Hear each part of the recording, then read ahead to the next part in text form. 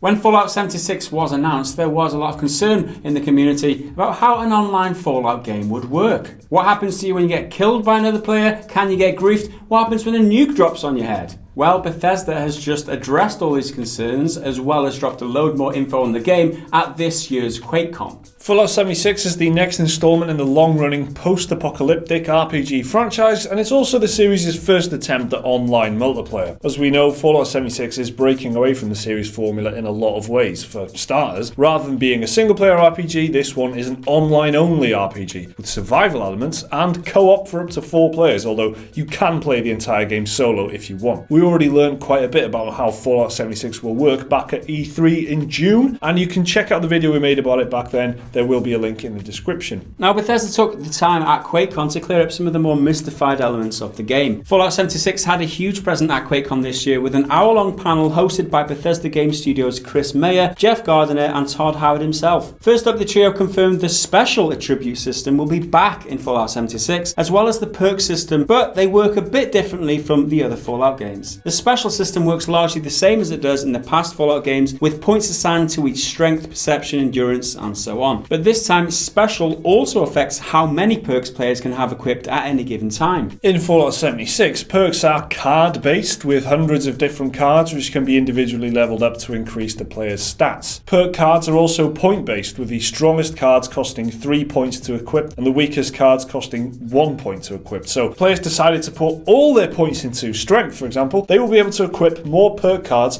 which can buff weapon damage, reduce item weight, and so on. As for how players obtain these cards, the team said they come in card packs, which drop every 2 levels and later every 5 levels. Each pack contains 4 random cards and a stick of gum, which Howard said is a consumable item used to stave off hunger. Howard also said some cards might be higher than players' current levels as a way of getting them to experiment with different character builds. Now, if the news of randomised card packs is starting to make you go feral, website VG247 asked Bethesda's Pete Hines if card packs can be bought with real money. And the answer is no. Here's what Hines had to say. Quote, "No, you get them when you level up every 2 levels, 2, 4, 6, 8, 10. Then after that, every 5 levels. You only get them as a reward for leveling up." In other words, there are no microtransactions tied to these cards. That would have been, the end of this game before it even started. This would imagine it was Star Wars Battlefront 2, but in Fallout.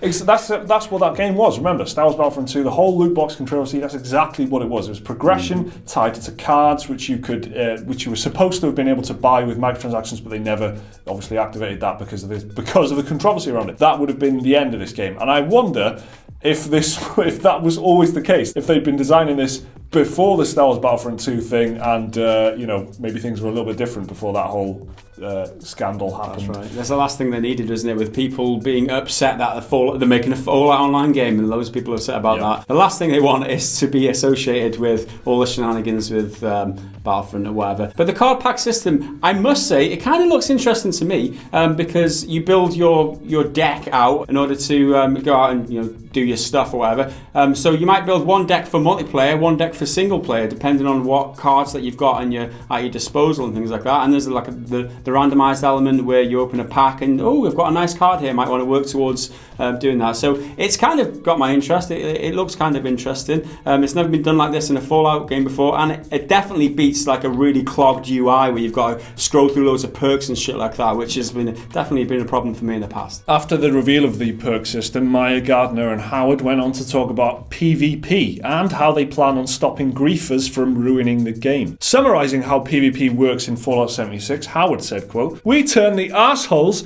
into interesting content. The team said players who go around constantly killing other players will have a bounty put on their head. They become a wanted murderer, so anyone can hunt them down for a payout of caps which comes out of the offending player's personal stash. If a player has a bounty put on them, they become visible to everyone on the server as a red star on the map, even if they are in sneak mode. And to make things harder for griefers, once a bounty is put on them, they can't see any other players on the map. There's also going to be a revenge system which lets players track down their griefers and take them out for double the usual bounty payout. In order to stop people from forcing PvP combat, the team revealed that players will have the means to flag themselves as a pacifist to stop griefers from forcing PvP. If a player is killed in PvP combat, the team said they won't lose anything like perk points, XP or important items, but they will drop any junk they were carrying at the time of death. If that player wants to retrieve their junk, they can journey back to their corpse. However, there is a chance another player might have already plundered it and ran away. So this was one of the concerns around Fallout 76 being online. What happens when you die? Do you lose your weapons? Do you use anything over your inventory?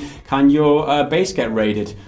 No. What you lose is junk, which has become like another currency, I guess, now. Junk is the stuff that you use for crafting. You can strip them out of things like desk fans and shit like that, like screws and all that sort of stuff. That's the answer. That's how they're dealing with this PvP thing. I think it's a reasonable answer. So there's no like long-term negative effects from getting killed, essentially. You just lose your junk, which you can go out and just earn some more, I guess. What I do want to say at this point is that they do sound like they're designing it, and rather than just going, well, what's that big game doing? Let's just do that. Let's just do what Fortnite Battle Royale's doing. Let's just do what Destiny's doing. They're like designing solutions to the problems that are coming up themselves. And so the game is starting to sound a bit more unique than I honestly thought it would. I thought it would be like a bit more of a clone to The Division or something. But at least it sounds like they are putting real thought into this stuff. Oh, it's definitely. That's one thing that comes across from watching the panel, in fact, is Todd Howard says it on a number of occasions. So we asked ourselves, how do we do this? Yeah. How do we approach that? How do we solve this problem? And that's where they start with the decisions. They start with the question that needs answering, and then they come up with a solution. So what about griefers who have access to the in-game nukes? What's stopping them from going on a nuclear rampage? While a griefer can't drop a nuke directly on a player, they can drop it on a player's general location if they know where the player is. Griefers can also drop a nuke on a player's camp, which you can then rebuild using blueprints. So when a camp is built, it generates a blueprint which can be used to rebuild or move the camp to an entirely different area if you wish. Rounding out the panel were some minor details such as character customization, which the team said will be very detailed, and they said players can change their character's appearance at any time with no limitations. And as for mods, Howard acknowledged the strong fan demand and Bethesda's own rich history for mod support, but said it's something they are still trying to figure out. Howard said, quote, "Given the online nature of Fallout 76, it's going to be very complicated, but we're committed to it." Howard also reiterated that private servers would be coming to the game after launch. Another little thing as well is how you're going to be getting your quests and stuff. It's all going to be coming from like holotapes, terminals, and basically non-animate objects like machines and stuff like that. And that's how the entire quest structure is built, which is interesting. Because to be honest, that doesn't sound good to me. If they make that good, then I mean they'll get my applause, because I can't imagine what it's going to be like to just get quests off machines and terminals all the time. Because obviously, as we've said, there's no human NPCs in the game. All the humans in the game are other players. We do know obviously that Fallout 76 is not going to Steam, so when it comes to mods, it'll be done through the Creation Club. But the private servers is the one that really piques my interest. I don't want to play with random strangers online. I'd rather play with the guys on Discord or people I know. Get like 16 players or whatever on a server and just build a world and go out exploring as a team, rather than have to deal with a PvP aspect of it, and just have fun in our own little sandbox rather than in somebody else's random game. So it's great. It's a shame that that's coming after launch, but with the mod support and everything else that Bethesda that they said they're going to be supporting, it's still up there. I mean, I was very disappointed to hear it was online to begin with. Everything I hear now, it's turned me in the opposite direction. I'm a little bit more enthusiastic. Everything else that I hear, every additional thing that I hear from now, so I'm actually looking forward to it now. Don't know about you. Maybe. That's all you have to say. So how about you guys? Are you looking forward to Fallout 76 now based on everything that we've heard this weekend? Let us know down in the comments below. Like the video if you've enjoyed it. Subscribe if you're new around here. Check out more of our content on your screen there. Support us on Patreon using that link right there. We'll see you again in the next video. Until then, bye for now.